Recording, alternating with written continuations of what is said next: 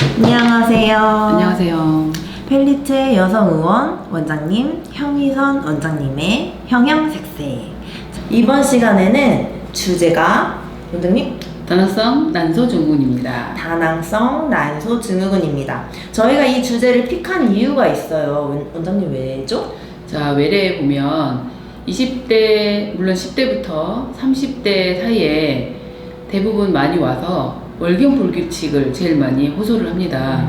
너무 많이 생리를 안 하는 기간이 길어지는 환자들, 그리고 그것 때문에 자기가 몸이 붓고 생리를 안 해서 생기는 그 재반적인 증상들 때문에 그게 가장 궁금해서 찾아오는 환자들이 많아요. 생리를 요즘 진짜 생리불순인 친구들 많아요. 맞아요. 네. 근데 꼭 이 질환이 아니어도 스트레스성 인스턴트 식품을 많이 먹다 보니까 호르몬의 불균형을 좀 가져올 수도 있고요.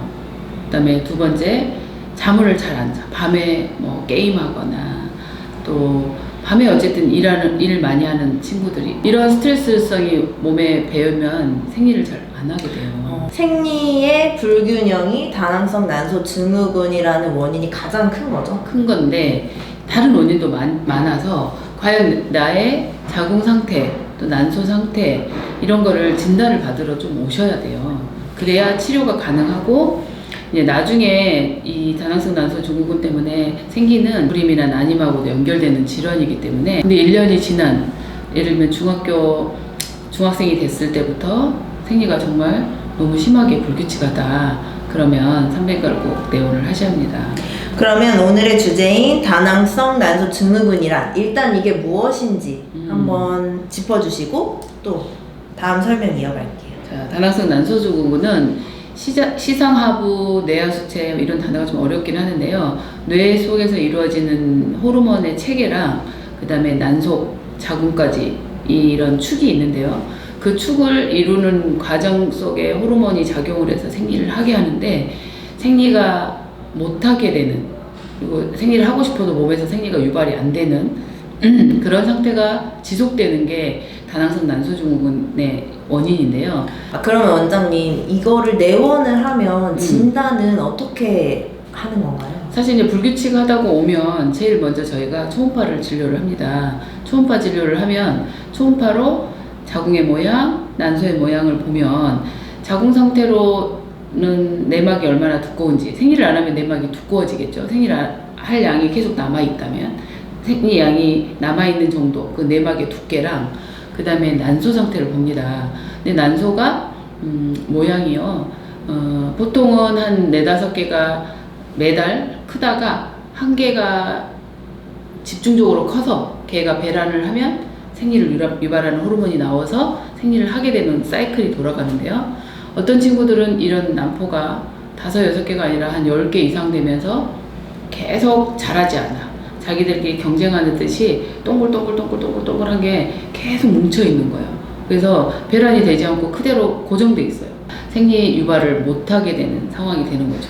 일단 초음파를 보고 그 모양이 동글동글한 게 많아서 배출이 안 되면 다낭성 증후군이라고 진단을 하시는 거죠. 그 다음에 두 번째 이제 혈액 검사를 해요. 왜냐면 여성 호르몬 자체가 잘 나오고 있는지랑 그 다음에 황체 호르몬 그 다음에 난포 자극 호르몬이라는 호르몬이 있어요. 그 황체 호르몬하고 난포 자극 호르몬의 비율이 있는데 비율이 커진 환자들이 있어요. 그런 경우를 저희가 다낭성 난소라고 진단을 내리고요. 그 다음에 이 친구들은 대부분이 남성 호르몬 테스토스테론이나 안드로젠이라는 그런 남성 호르몬의 수치가 좀 높아져 있어요. 그러니까 그런 걸 전반적으로 보고 나서 다낭성 난소 증후군이군요 라고 저희가 진단을 내린답니다. 그러면 원장님 이렇게 진단을 받게 되면은 증상들이 어떻게 나와요?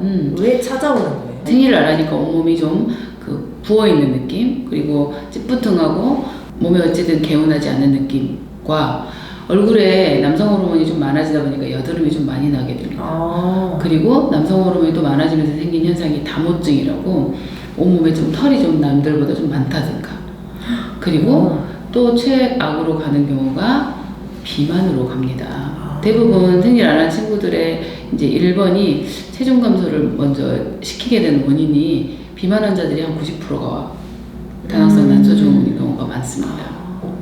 근데 또 어떤 경우도 있냐면 이 친구들이 인슐린 저항성이란, 자, 인슐린이 일을 잘 해야 되는데 인슐린이 나와서 일을 잘 안 해. 그러면 포도당이 몸 안에 계속 남아 돌아서 혈관 안에 포도당이 남아 돌면 그게 결국 소변으로 나온다 해서 당뇨가 됩니다. 그러니까 당뇨까지 가고 또 이 배란을 잘 안 하기 때문에 나중에 불임도 되고 임신이 잘 안 돼서 난임이나 불임으로 가고, 그리고 내막이 계속 증가되잖아요. 생일 안 하고 계속 부풀어만 있는 거예요. 나오질 않으니까. 내막이 계속 부풀어지다 보면 나중에 내막 증식증, 자궁 내막 암의 또 원인이 되기도 합니다. 그래서 이 질환인지 모르고 있는 사람도 꽤 많고요. 그리고 생리 좀 안 하면 어때? 이러다가 덜컥 임신 10개월까지는 아니지만 5개월에 오는 임신 5개월에 오는 경우도 꽤 있어요. 왜냐면 자기는 원래 배가 나왔기 때문에 이게 비만에 의해서 내가 배가 더 살이 찐다고 생각하는 친구도 있었어요. 저는 배란이 언제 할 때인지 모르고 정확하지 모르는데 뭐 어느 날 잠자리 했는데 설마 내가 임신 되겠어 했는데 그게 임신이 돼가지고 생리를 안 하지만 배가 너무 많이 나온다고 엄마가 데리고 왔어요. 그랬더니 아기가 있었죠. 그런 경우도 사실 있기 때문에 우리가 이제 청소년기부터 20대, 30대 가장 무서운 게 원하지 않는 임신도 이 질환하고 많이 연관되어 있기 때문에 자기가 생리를 안 하는 건 항상 체크하는 버릇은 해야 됩니다. 네. 너무 요즘 사람들 당연시하게 생리 한 번 거르는 거를 그냥 아무렇지도 않게 생각하는 경우가 있어요. 근데 본인들은 가임 여성이라는 걸 항상 생각을 해야 돼요. 이제 가임이라는 건 임신이 가능하다는 거죠. 그래서 조금만 방심해도 임신은 안 되는 것도 많지만 되기도 합니다. 그러면 이제 치료는 어떤 식으로 들어가요? 자, 치료는 어떻게 하냐면 제일 먼저 저희가 제일 많이 권하는 게 살을 좀 빼자. 그래서 이 친구들은 제일 먼저 권하는 게 비만을 먼저 퇴치할 수 있도록 저희가 식단 조절이랑 그러나 한 뭐 3개월 이상 생리를 안 하면 이제 한 번씩 와서 생리 유발하는 주사를 준다든가 이 정도는 이제 해서 몸을 좀 가라앉혀야 되니까 그런 걸 좀 해준다든가. 근데 이제 20대 이후에 살을 빼서 돌아오는 친구들도 꽤 많고요. 살만 뺐는데. 살만 빼도. 그래서 제일 먼저 다른 특별한 치료를 안 하고 비만만 탈출해도 이제 돌아오는 경우가 꽤 많고요. 이게 살이 찌게 되는 체질이 돼요. 다나성 난소 증후군은. 근데 그거를 자기가 정말 이겨내서 살을 빼주면 다시 그 다나성 난소 증후군에서 조금은 원활해질 수 있다는 거죠. 몸이 기억하는 듯이 내가 원래 성질로 이제 돌아가려고 매번 하니까 이제 끊임없이 다이어트는 좀 해줘야죠. 그러면 일단 살을 빼는 거는 식단 조절로 원장님 이제 식단 조절을 하는 거고, 그다음에 이제 뭐 조금 덜 먹게 할 수 있는 억제제를 좀 써주는 거랑, 그리고 이제 그 식이요법 중에서도 탄수화물을 조금 줄여야 돼요. 많이 줄일수록 좋아요. 근데 왜냐면 우리 몸에서는 이 인슐린 저항성이 생긴다고 했잖아요. 다나성 난소 증후군이 되면 인슐린 저항성이 뭐냐면 인슐린이 일을 잘 안 해. 인슐린이 뭔가 예민하지 않아서 인슐린이 하는 일이 뭐냐면 포도당을 근육에다 넣어주는 건데 그걸 안 해.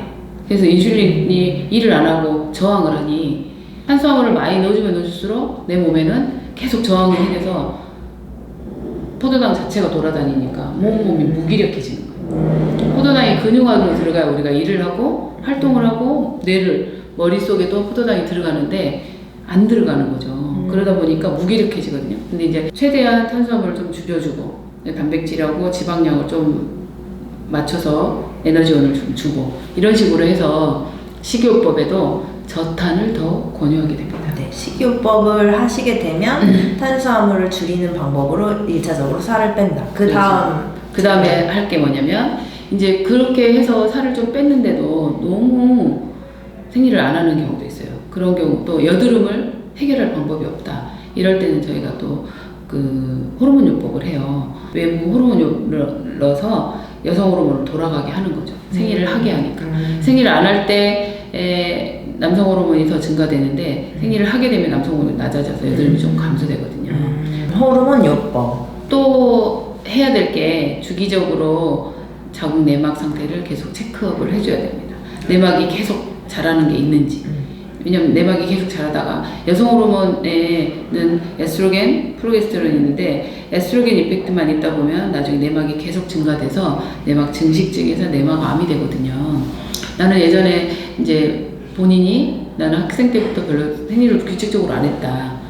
임신도 되게 어렵게 했다. 이런 분들은 나중에 폐경이 돼도 사실은 비만과 당뇨, 고혈압으로 더 가능성이 더 높거든요. 근데 이분들은 다이어트를 진짜 끊임없이 연예인만큼 끊임없이 내가 연예인이다 라고 생각해서 열심히 다이어트를 해도 사실은 쉽진 않잖아요.